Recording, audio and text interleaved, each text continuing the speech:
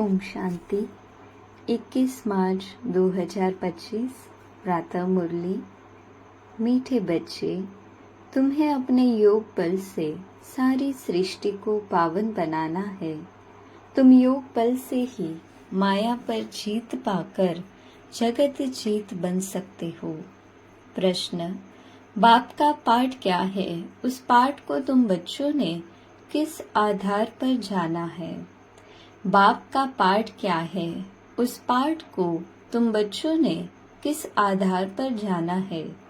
उत्तर: बाप का पाठ है सबके दुख हरकर सुख देना, रावण की जंजीरों से छुड़ाना। जब बाप आते हैं तो भक्ति की रात पूरी होती है।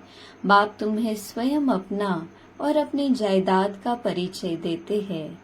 तुम एक बाप को जानने से ही सब कुछ जान जाते हो। गीत: तुम ही हो माता पिता तुम ही हो। ओम शांति। बच्चों ने ओम शांति का अर्थ समझा है।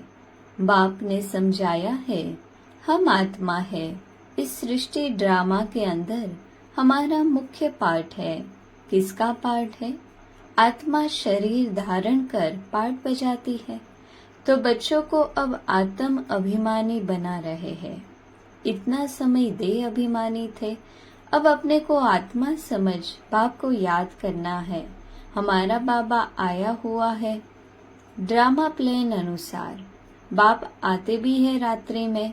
कब आते हैं उसकी तिथि तारीख कोई नहीं है। तिथि तारीख उनकी होती है जो लौकिक जन्म लेते हैं। यह तो है पारलौकिक बाप, इनका लौकिक जन्म नहीं है। श्री कृष्ण की तिथि तारीख समय आदि सब देते हैं। इनका तो कहा जाता है दिव्य जन्म। बाप इनमें प्रवेश कर बताते हैं कि यह बेहद का ड्रामा है। उसमें आधा कल्प है रात। जब रात अर्थात घोर अंधियारा होता है तब मैं आता हूँ। तिथि तारीख कोई नहीं। इस समय भक्ति भी तमो प्रधान है। आधा कल्प है बेहद का दिन। बाप खुद कहते हैं, मैंने इनमें प्रवेश किया है। गीता में है, भगवानुवाच, परंतु भगवान मनुष्य हो नहीं सकता। श्री कृष्ण भी देवी गुणों वाला है। यह मनुष्य लोक है, यह देवलोक नहीं है। गाते भी है, ब्रह्मा देवताय नमः। वह है सूक्ष्म वतनवासी। बच्चे जानते हैं वहाँ हड्डी मांस नहीं होता है। वह है सूक्ष्म सफेद छाया। जब मूल वतन में है तो आत्मा को न सूक्ष्म शरीर छाया वाला है न हड्डी वाला है। इन बातों को कोई भी मनुष्य मात्र नहीं जानते हैं। बाप ही आकर सुनाते हैं। ब्राह्मण ही सुनते हैं और कोई नहीं सुनते। ब्राह्मण वर्ण होता ही है भारत में। वह भी तब होता है जब परमपिता परमात्मा प्रजापिता ब्रह्मा द्वारा ब्राह्मण धर्म की स्थापना करते हैं। अब इनको रचता भी नहीं कहेंगे। नई रचना कोई रचते नहीं है, सिर्फ रिजूनेट करते हैं। बुलाते भी हैं, हे बाबा पतित दुनिया में आकर हमको पावन बनाओ। अभी तुमको पावन बना रहे हैं। तुम फिर योग बल से इस सृष्टि को पावन बना रहे हो। माया पर तुम जीत पाकर जगत जीत बनते हो। योग बल को साइंस बल भी कहा जाता है। ऋषि मुनि आदि सब शांति चाहते हैं, परंतु शांति का अर्थ तो जानते नहीं। यहाँ तो जरूर पाठ बजाना है ना। शांति धाम है, स्वीट साइलेंस होम। तुम आत्माओं को अब यह मालूम है कि हमारा घर शांति धाम है। यहाँ हम पाठ बजाने आए हैं। बाप को भी बुलाते हैं, हे पतित पावन दुख हरता सुख करता आओ। हमको इस रावण की जंजीरों से छुड़ाओ। भक्ति है रात, ज्ञान है दिन। रात मुर्दाबाद होती है, फिर ज्ञान जिंदाबाद होता है। यह खेल है सुख और दुख का। तुम जानते हो, पहले हम स्वर्ग में थे, फिर उतरते उतरते आकर नीचे हेल में पड़े हैं।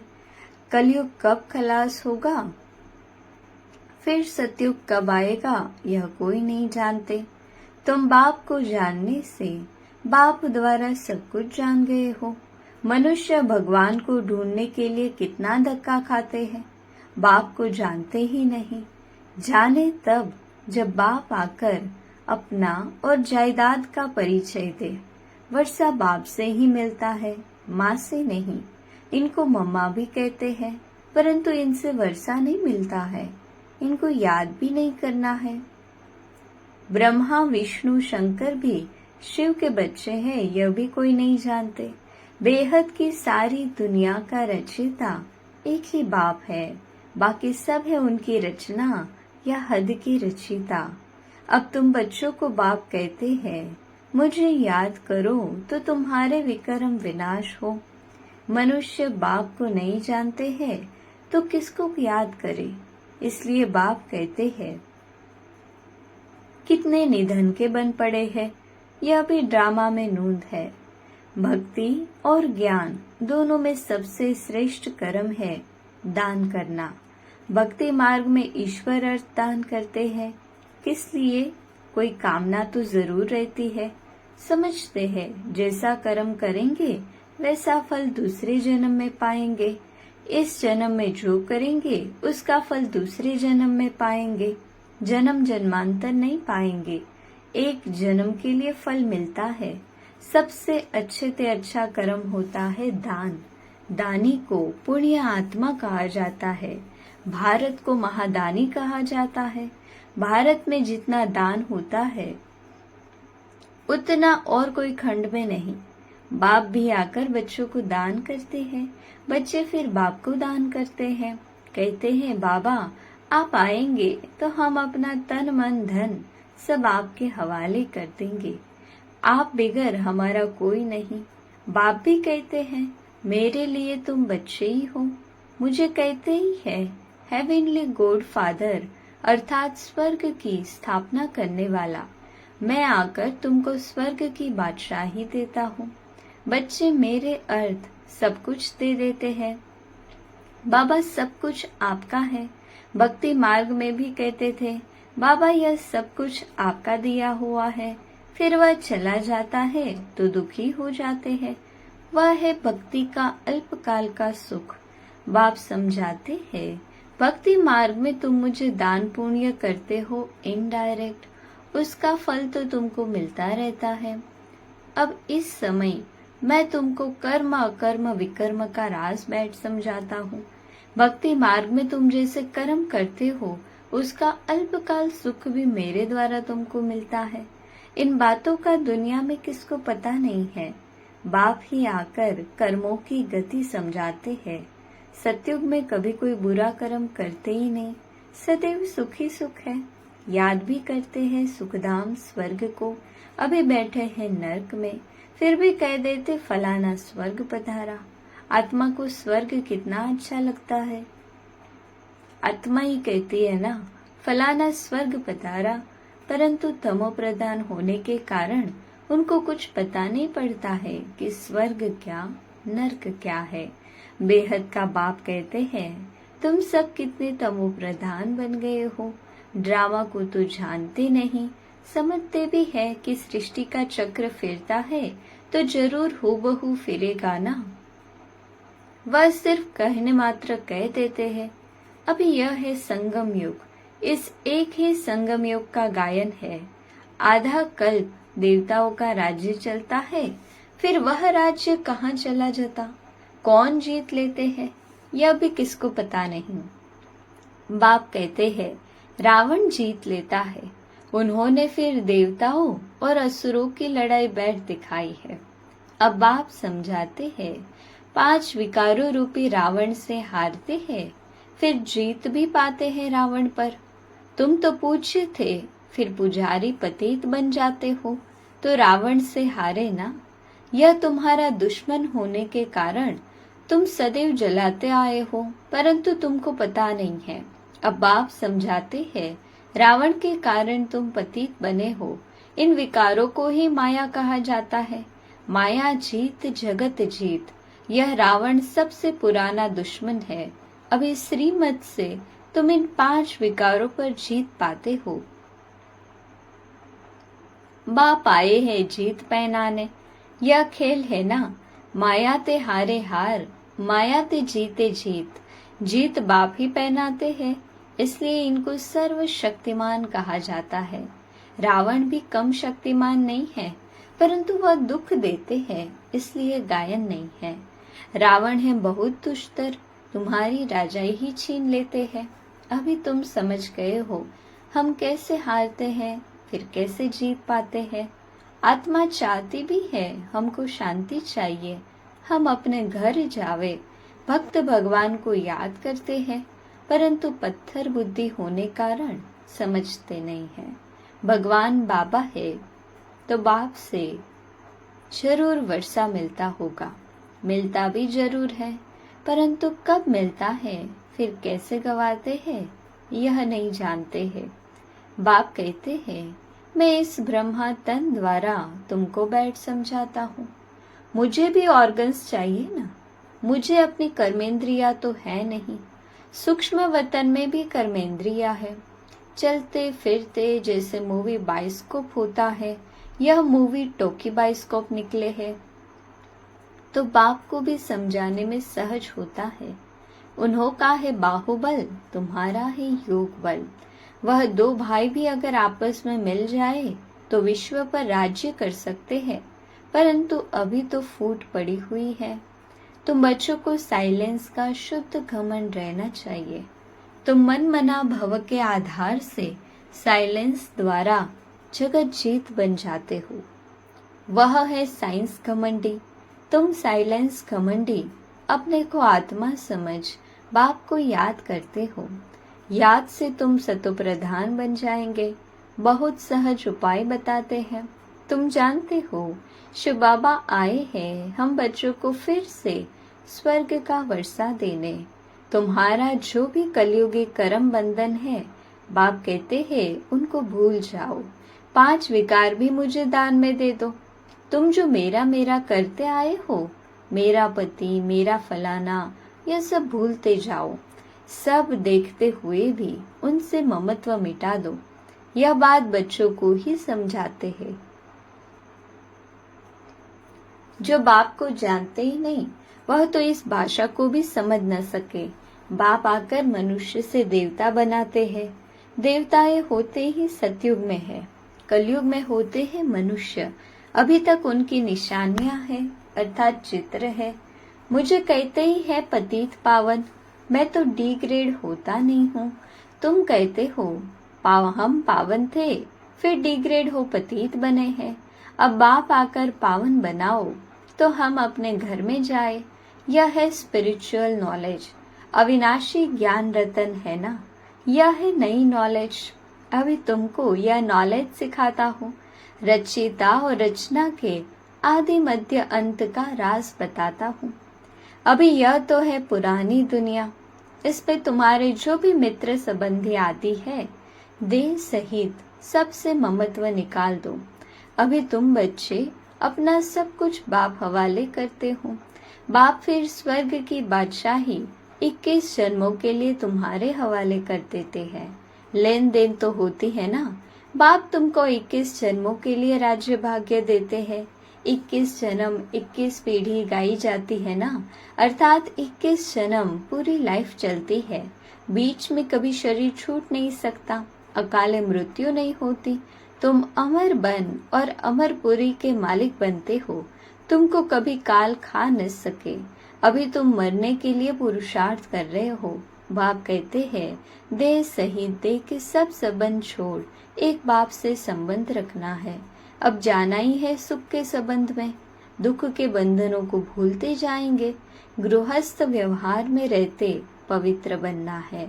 बाप कहते हैं मामेकम याद करो, साथ साथ देवी गुण भी धारण करो। इन देवताओं जैसा बनना है। यह है एम ऑब्जेक्ट। यह लक्ष्मी नारायण स्वर्ग के मालिक थे।